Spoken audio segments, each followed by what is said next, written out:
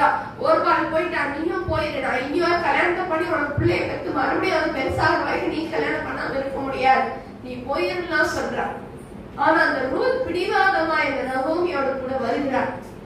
அவளுக்கு எல்லாமே இருட்டாதான் இருக்கும். அந்த நகோமியை தவிர வேற எதுவுமே அவளுக்கு தெரியாது. அந்த புது ஊர் எப்படி இருக்கும்னு தெரியாது, அந்த புதிய தேசம் எப்படி இருக்கும்னு தெரியாது. அவளுடைய எதிர்காலமே ஒரு இருட்டா இருக்கும், வாழ வேண்டிய வயது இல்லையா? ஆனா என்னைக்கு அவ உன் தேவன் தான் என் தேவன் அவன் வாயில வந்ததோ அப்பவே ஆண்டவர் அவளுக்காக இறங்கி வந்திருப்பார். ஆமென். யாருமே யோசிச்சிருக்க முடியாது அந்த போவாச அவர் திருமணம் செய்து கொள்வாள் என்று சொல்லி. அவளுக்கே நினைச்சிருக்க மாட்டா. ரூத்தே என்ன பண்ணிருக்க மாட்டா, நம்மளுக்கு இன்னொரு வாழ்க்கை உண்டுன்னு கூட என்ன பண்ணிருக்க மாட்டா, நினைச்சிருக்க மாட்டா. நீங்க எங்க இருக்கீங்களோ இருக்கேன், நான் வாரேன் அப்படின்னு சொல்லிட்டு கூட வந்தா. ஆமென். ரூத்தினுடைய வாழ்க்கையை தேவன் என்ன பண்றாரு? அவருடைய சட்டைகளின் கீழே வந்தவனுக்கு நிறைவான பலன் உண்டாயிருந்த ரூத் எடுத்து வாசிக்கலாமா? ரூத்தின் புஸ்தகம் அவருடைய சட்டைகளின் கீழே உனக்கு அவரால் நிறைவான செய்யத்தக்க பலனை கர்த்தரோடு கட்டளையிடுவாராக.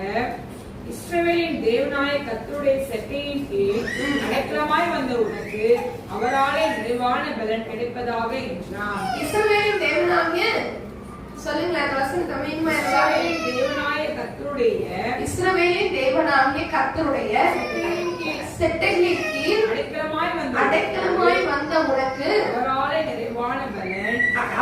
நிறைவான பலன் உனக்கு கிடைப்பதாக. யோசிச்சு பாருங்க, எந்த இடத்துக்குள்ள வந்திருக்கிறா?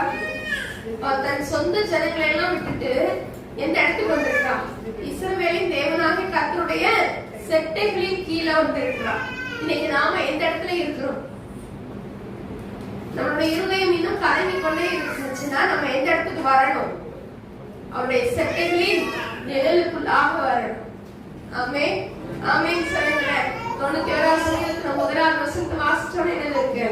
உன்னதமானவரின் மறைவில் இருக்கிறவர் சர்வ வல்லவருடைய நிழலில் இருக்கிறார். ஆமென். நம்ம எந்த இடத்துல இருக்கணும்? சர்வ வல்லவருடைய நிழலுக்குள்ள. அவர் செட்டைகளின் கீழே என்ன இருக்கும்? ஆரோக்கியம் இருக்கும். அப்ப நம்ம சரீரத்தை குறிச்சு என்ன பண்ண வேண்டியதில்லை, கவலைப்பட வேண்டியதில்லை. அவருடைய செட்டைகளின் கீழே ஆரோக்கியம் இருக்கிறது. ஆமென் சொல்லுங்களேன். அவருடைய செட்டைகளின் கீழே ஆரோக்கியம் இருக்கிறது. அப்ப நம்ம எங்க போகணும்? நம்ம ஒத்தாசை எங்க எதிர்பார்க்கணும்? மனுஷன்கிட்டயா கர்த்தர்கிட்டயா? கர்த்தருடைய சமூகத்தில். ஆமென். நம்ம அடைக்கலமாய் இருக்கிற கிறிஸ்து. ஆமென்.